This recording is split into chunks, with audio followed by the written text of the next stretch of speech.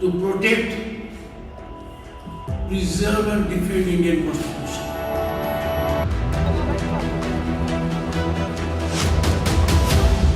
And democratic values, human rights,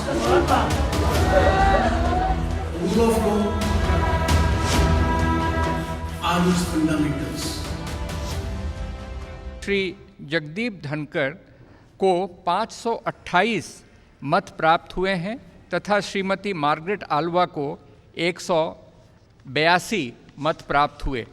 मैं Utpal Kumar Singh, returning officer, उपराष्ट्रपतीय निर्वाचन 2022 एतद्द्वारा घोषणा करता हूँ कि श्री जगदीप धनखड़ राजभवन वार्ड 45 हेयर स्ट्रीट कोलकाता 700001 भारत के उपराष्ट्रपति पद के लिए सम्यक रूप से निर्वाचित हो गए हैं।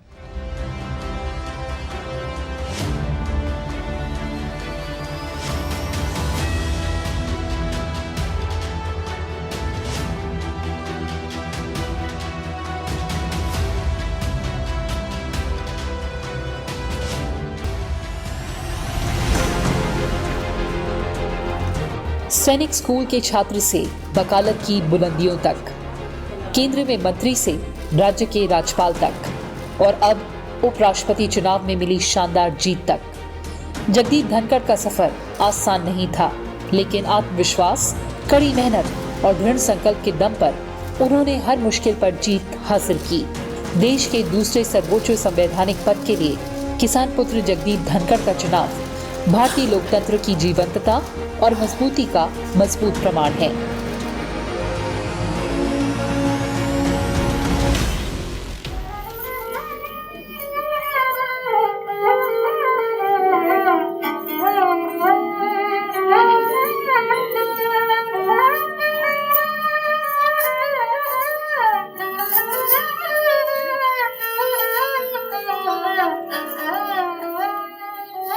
नमस्कार, आप देख रहे हैं संसद टीवी की खास पेशकश भारत के नवनिर्वाचित उपराष्ट्रपति जगदीप धनखड़ जी पर। उनका जन्म राजस्थान में हुआ और अब उनका जीवन का सफर भारत के उपराष्ट्रपति के पद तक पहुंच चुका है। इस एपिसोड में हम देखेंगे उनके प्रेरणादायक सफर को, तो चलिए मेरे साथ।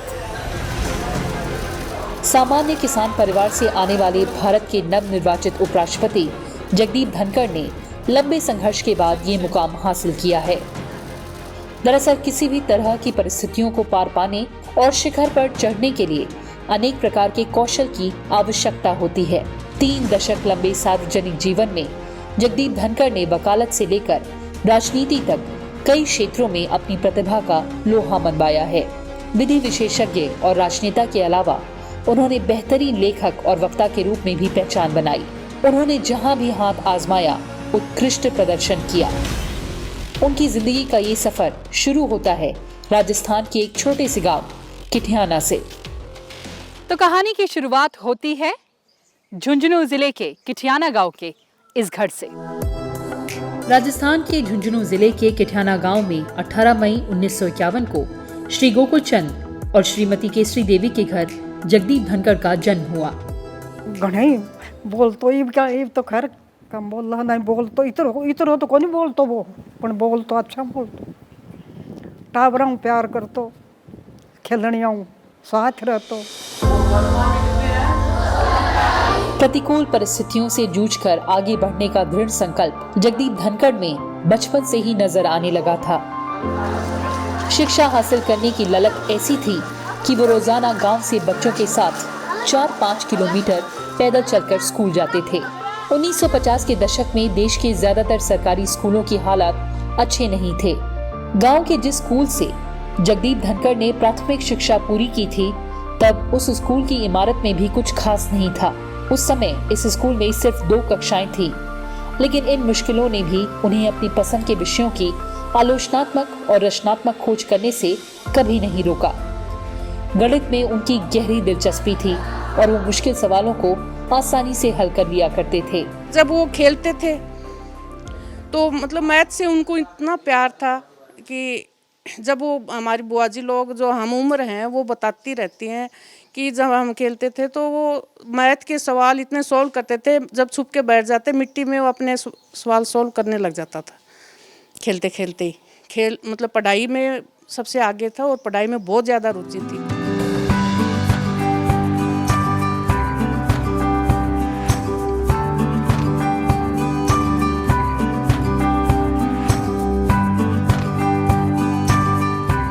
उन्होंने सैनिक स्कूल में दाखिले के लिए बेहद ही मुश्किल ऑल इंडिया एंट्रेंस एग्जामिनेशन पास किया और फिर उनका दाखिला सैनिक स्कूल चित्तौड़गढ़ में हुआ, जहां से उनके सपनों को उड़ान मिली। सैनिक स्कूल अखिल भारतीय प्रवेश परीक्षा के माध्यम से उज्जवल और होनहार छात्रों का चयन करता है, जहां पाठ्यक्रम के अलावा खेलकूद और अन्य गतिविधियों पर भी ध्यान केंद्रित करते हुए व्यक्तित्व के समग्र विकास पर जोर दिया जाता है। जगदीप धनखड़ भी सैनिक स्कूल के छात्र थे। उन्होंने सैनिक स्कूल के लिए हुई प्रवेश परीक्षा पास की और स्कॉलरशिप हासिल कर चित्तौड़गढ़ के सैनिक स्कूल में दाखिला लिया। उनकी अकादमिक उत्कृष्टता गजब की थी। हॉकी, फुटबॉल और क्रिकेट जैसे खेलों में भी उनकी हमेशा भागीदारी रहती थी। साथ ही इस दौरान उन्होंने विभिन्न प्रतियोगिताओं में सांगा हाउस का प्रतिनिधित्व किया। वो हाउस प्रीफेक्ट भी रहे। He was a bright student, very good in maths, English and other subjects. Always used to get first or second position in the class. He was equally good in games. His favorite games were hockey and football. In the year 1967, our house, Sangha House, got championship shield, inter-house championship shield. His English was very good and he used to write articles for a school magazine. And he was so nice in maths that he used to guide senior students, one class senior to him, in maths. इसके अलावा वो बहुत ही अनुशासन प्रिय थे। कभी उनकी कोई कंप्लेंट नहीं आई। मुझे अच्छी तरह याद है, जब भी मैं उनके प्रोग्रेस रिपोर्ट लिखता था तो उसमें हमेशा ही एक्सीलेंट शब्द का प्रयोग होता था, क्योंकि वो थे ही ऐसे पढ़ाई में, अनुशासन में, खेल कूद में इत्यादि सभी एक्टिविटीज़।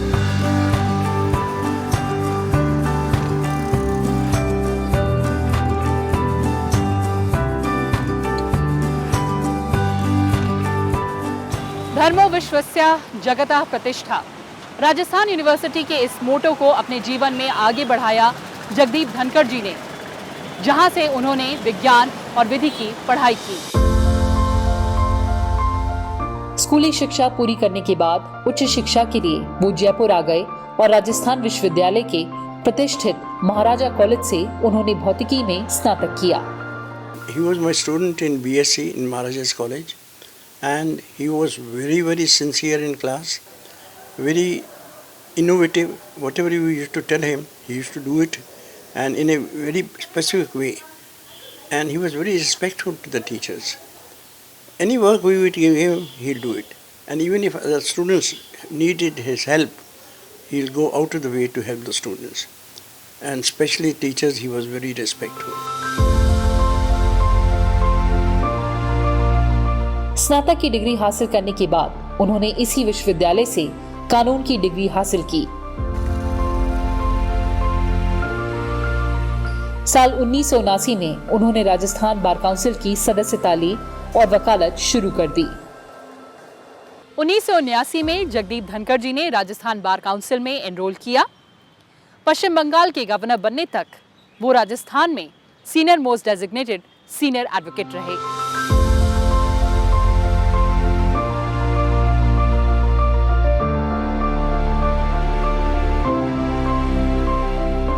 सत्ताईस मार्च 1990 को उन्हें सीनियर एडवोकेट का दर्जा मिला और उसी समय से जगदीप धनखड़ सुप्रीम कोर्ट में भी प्रैक्टिस करने लगे। I remember Jagdeep as one of the very, very vibrant and fighting spirit lawyer who would not give up easily whenever we will be arguing the cases. He had a command over the language. He has an articulated language. But at times he will be very forceful to the extent that when I was a judge, I had to tell him, Dhankar, you will spoil your vocal cords. Don't speak in high pitch, because at times, form has no weight and fury of language no force. So that would not kindly go slow. But he is a very, very, he is a legal acumen from the very beginning. I know him from day one. He joined the profession.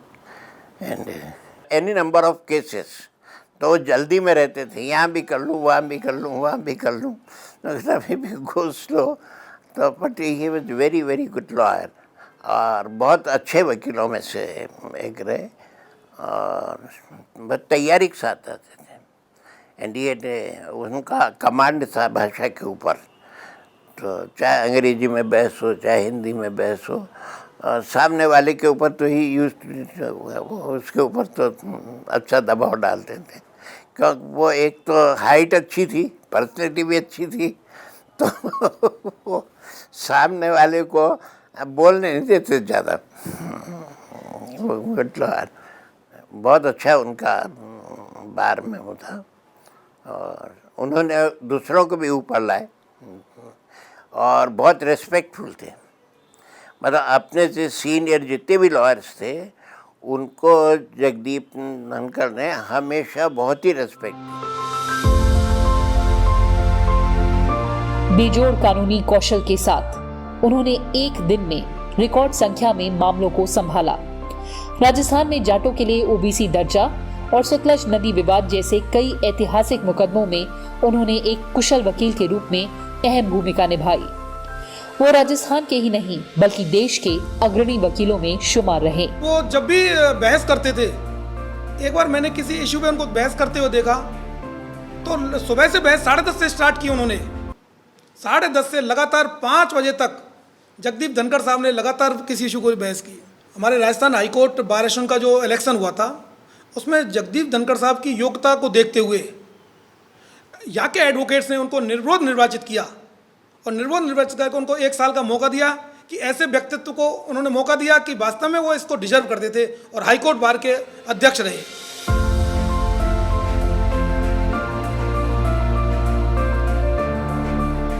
Chaudhary Devilal और भैरव सिंह शेखावत जैसे राजनीतिक दिग्गजों से प्रेरणा और प्रोत्साहन पाकर जगदीप धनखड़ जी ने अपनी राजनीतिक पारी की शुरुआत की। वकालत करने और सामाजिक गतिविधियों के साथ जगदीप धनखड़ राजनीति में भी सक्रिय हो गए। वो विश्वनाथ प्रताप सिंह की अगुवाई वाले जनता दल से जुड़ गए और यहीं से उनका राजनीतिक सफर आगे बढ़ना शुरू हुआ। अपनी शुरुआती राजनीतिक जीवन में जगदीप धनखड़ पूर्व उप प्रधानमंत्री देवीलाल के करीबियों में से रहे। जब देवीलाल ने उन्हें 1989 में कांग्रेस का गढ़ रहे झुंझुनू संसदीय क्षेत्र से जनता दल उम्मीदवार के रूप में मैदान में उतारा तो जगदीप धनखड़ ने जीत दर्ज की। फिर जब वीपी सिंह सरकार से देवीलाल अलग हुए तो जगदीप धनखड़ भी उनके साथ आ गए और पूर्व प्रधानमंत्री चंद्रशेखर के नेतृत्व वाली अल्पमत सरकार में उन्होंने संसदीय कार्य मंत्रालय में उप मंत्री की जिम्मेदारी संभाली। इसके बाद उन्होंने राज्य की राजनीति पर ध्यान केंद्रित किया। 1993 में वो किशनगढ़ सीट से 4 लाख से ज्यादा वोटों के अंतर से जीत दर्ज कर राजस्थान विधानसभा पहुंचे। राजनीति की इस पारी के बाद उन्होंने बीजेपी में शामिल होने से पहले फिर वकालत पर ध्यान केंद्रित किया।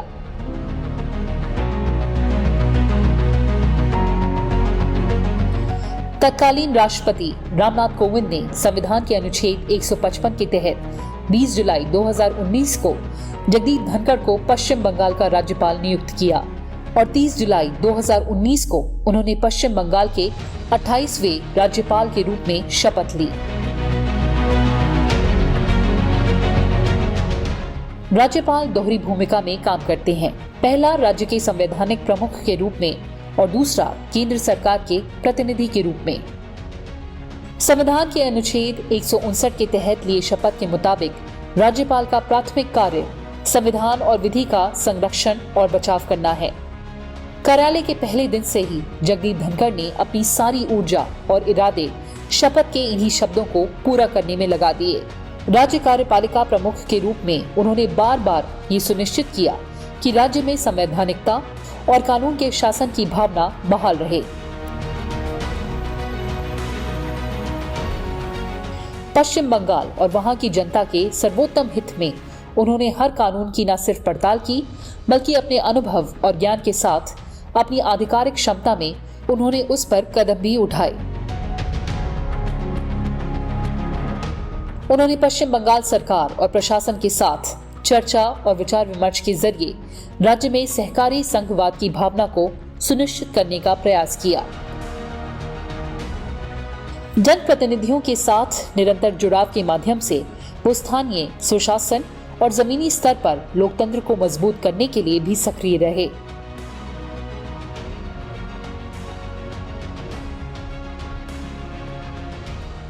उन्होंने हाल ही में उत्तर बंगाल के पंचायत और जिला परिषद सदस्यों से मुलाकात की थी और गोरखालैंड टेरिटोरियल एडमिनिस्ट्रेशन में भ्रष्टाचार के आरोपों का भी संज्ञान लिया था। Development of hill areas is of paramount importance. This should have been third election. Unfortunately, it is the second one. Provisions of the GT Act being violated, total lack of accountability and transparency, with no audit taking place even for once, though it was required to be every year. This team is starting on a clean slate. Make sure there are no violations. राज्य के सर्वोच्च संवैधानिक पद पर रहते हुए जगदीप धनखड़ ने विशेष अंतर्राष्ट्रीय मेहमानों का भी गर्मजोशी से स्वागत किया। राष्ट्र की सुरक्षा और अखंडता के लिहाज से पश्चिम बंगाल हमेशा से ही रणनीतिक रूप से महत्वपूर्ण राज्य रहा है। प्रधानमंत्री नरेंद्र मोदी की एक्ट ईस्ट नीति के युग में इसे और अधिक प्रमुखता मिली है और इस संदर्भ में सुरक्षा बलों की भूमिका बहुत अहम है। पश्चिम बंगाल के राज्यपाल के रूप में जगदीप धनखड़ ने हर संभव अवसरों पर सेना के वीरतापूर्ण योगदान को पहचाना और सराहा। इसके अलावा जब दुनिया कोरोना महामारी के दौरान खतरनाक हालात से जूझ रही थी, तब उन्होंने राज्य प्रशासन की तैयारियों को सुनिश्चित करने के लिए कड़ी मेहनत की। अपने कार्यकाल के दौरान उन्होंने विभिन्न विश्वविद्यालयों में दीक्षांत समारोह के दौरान युवा छात्रों को डिग्री प्रदान करते हुए उनकी प्रतिभा को सराहा। स्कूली बच्चों से उनको गहरा लगाव है, जिन्हें वे देश का भविष्य मानते हैं। यही वजह थी कि जरूरतमंद छात्रों सहित स्कूली बच्चों से नियमित रूप से मिलते रहे। वो स्वैच्छिक संगठनों को परिवर्तन का एजेंट मानते हैं और राज्यपाल के रूप में ऐसे कई संगठनों को उन्होंने हर संभव प्रेरणा, समर्थन और मदद प्रदान की। जगदीप धनखड़ का मानना है कि स्वतंत्र और निष्पक्ष चुनाव लोकतंत्र के मूल हैं और उन्हें लोगों की सरकार लोगों द्वारा और लोगों के लिए केवल तभी तक महसूस की जा सकती है जब प्रत्येक मतदाता सकारात्मक रूप से मतदान करे। उन्होंने राज्य में सभी मतदाताओं और विशेषकर युवाओं से मतदान के अपने संवैधानिक अधिकार का प्रयोग करने का आग्रह किया।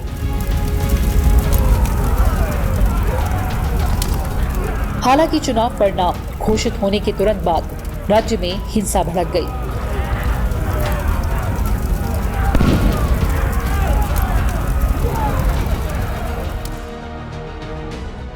उन्होंने हिंसा पीड़ित क्षेत्रों का दौरा किया और लोगों की शिकायतों का संज्ञान लिया।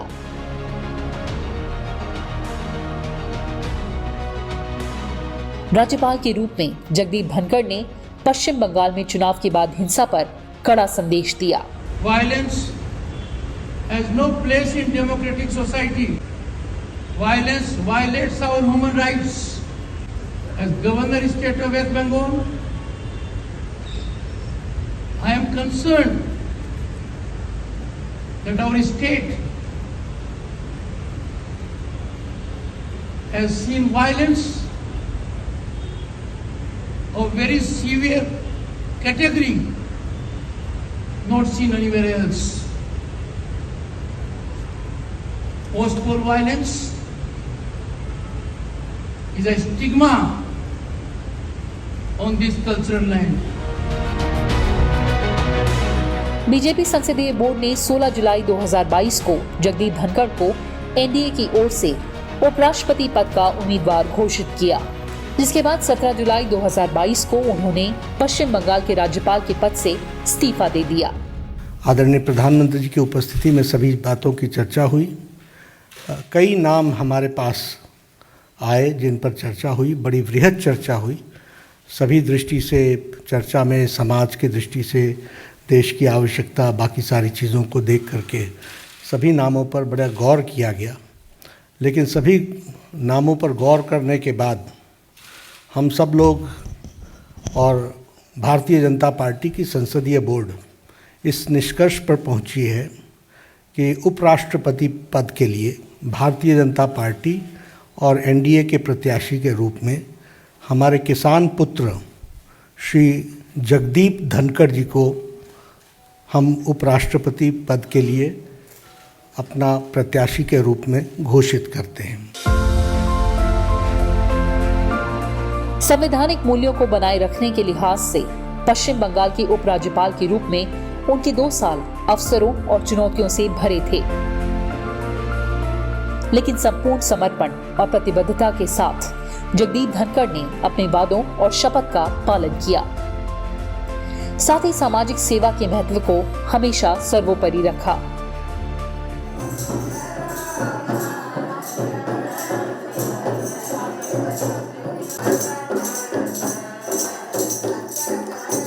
उन्होंने अपने गांव में मंदिर का निर्माण कराया है और गौशाला के माध्यम से गौमाता की सेवा एवं रक्षा करते हैं।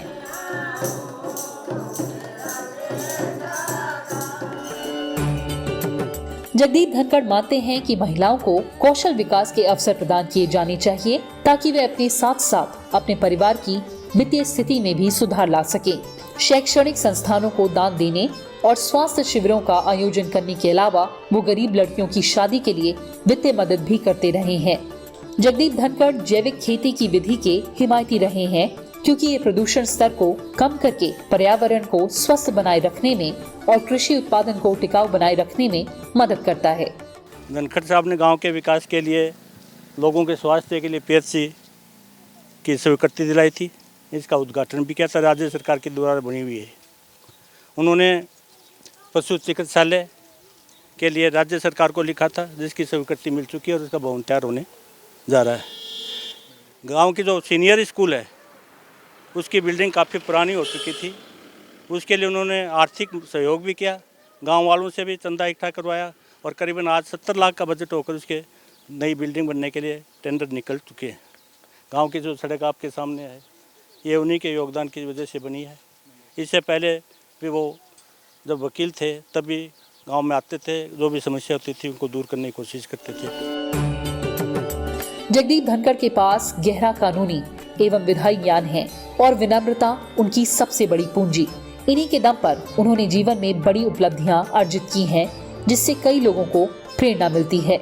बस उनसे प्रेरणा दे सकते हैं कि हम भी उनकी तरह एक बड़ा काम करके दिखाएंगे। प्रेरणा लेना चाहते कि वो इसी स्कूल से पढ़े हुए हैं और हम भी उनकी तरह ही बनना चाहते हैं। धन्यवाद। मैं भी आज इस राजस्थान विश्वविद्यालय की राजनीति के लिए तैयार हूँ और मैं उन्हीं के प्रेरणा से, उन्हीं के पैरों पर चलकर राजनीति के उनकी पद पर पहुँचूँगा। I am inspired by Mr. Jagdeep Dhankar sir because he has always devoted his life to people and worked hard as a politician and as a lawyer. Shri Jagdeep Dhankhar sir हमारी स्कूल से ही पढ़े हुए हैं और वो मेरे लिए एक बहुत ही गर्व की बात है। मैं कहीं पर भी बाहर यह बताता हूँ कि श्री जगदीप धनखड़ जी जो कि उपराष्ट्रपति बनने वाले हैं वो हमारे स्कूल के हैं, तो मुझे बहुत ही गर्व होता है यह बताने में। और मैं हमेशा और मेरे कलीग्स और मैं हमेशा उन्हीं को फॉलो करते हैं और फॉलो करते रहेंगे।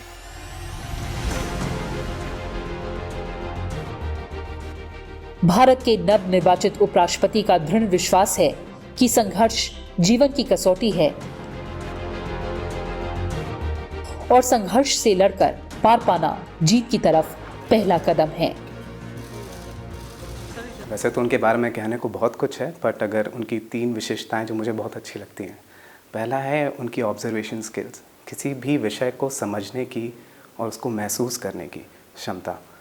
दूसरा मैं एडमायर करता हूँ, वो बहुत फ्लेक्सिबल हैं, अपने आप को माहौल में ढाल लेते हैं जैसी भी परिस्थिति हो। और तीसरी चीज़ जो इन दोनों चीज़ों से रिलेटेड है वो ये है कि हिज करेज, जो लोगों ने देखा ही है। आपकी सोच बहुत बड़ी हो सकती है, आपके पास ज्ञान बहुत हो सकता है, लेकिन अगर सही वक्त पे मुश्किल समय में अगर आप अपनी बात को आगे नहीं रख पाते, तो ये एक ऐसी चीज़ है, ये तीनों चीज़ें मैं उनसे सीखता हूँ और उनके बारे में बहुत प्रभावित करती हैं मुझे।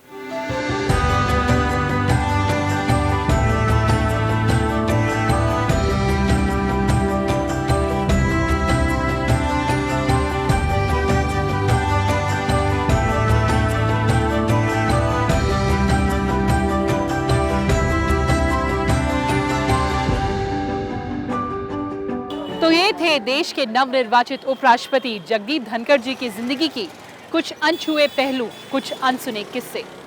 हमें दीजिए इजाजत। कैमरा पर्सन जुनैद इकबाल खान, जितेंद्र नेगी और कैमरा असिस्टेंट प्रदीप के साथ मैं कृति मिश्रा, संसद टीवी। नमस्कार।